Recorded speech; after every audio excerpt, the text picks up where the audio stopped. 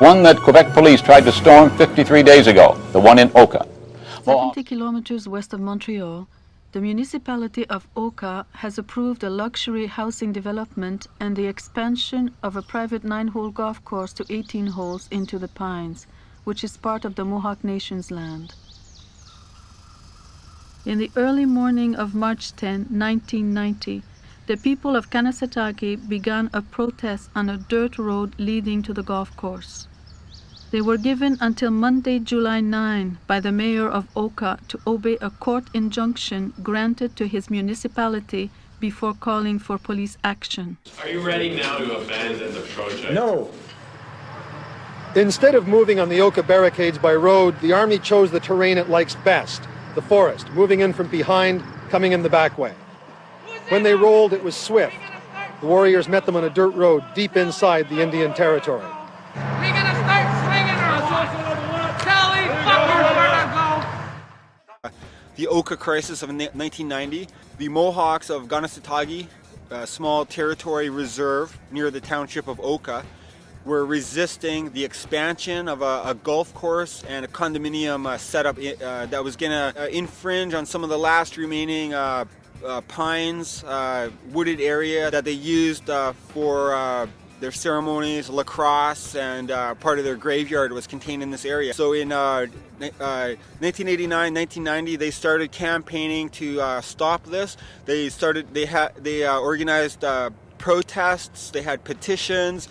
They went to city council in Oka to try to stop this expansion, and the city was just arrogant and just would not listen to the people. They began a blockade of a small dirt road in the Pines in Kanesatake, and they maintained this little blockade for a few months. The township of Oka tried to get a court injunction to order its removal, and on July 11th, the Quebec Provincial Police sent in a large, heavily armed force of tactical officers armed with M16s and tear gas and that, and they went to dismantle this peaceful blockade. But by that time, warriors had rallied to the defense of this blockade and this struggle to protect the Pines. And so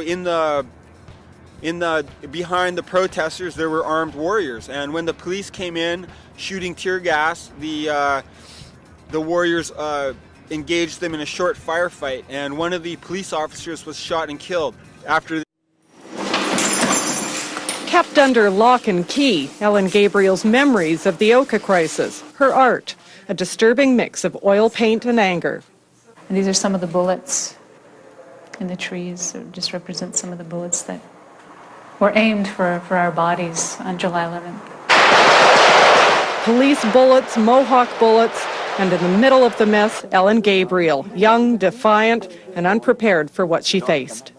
The smell of the tear gas and the itchiness and the burning in the eyes, we didn't know if we would walk out of here alive.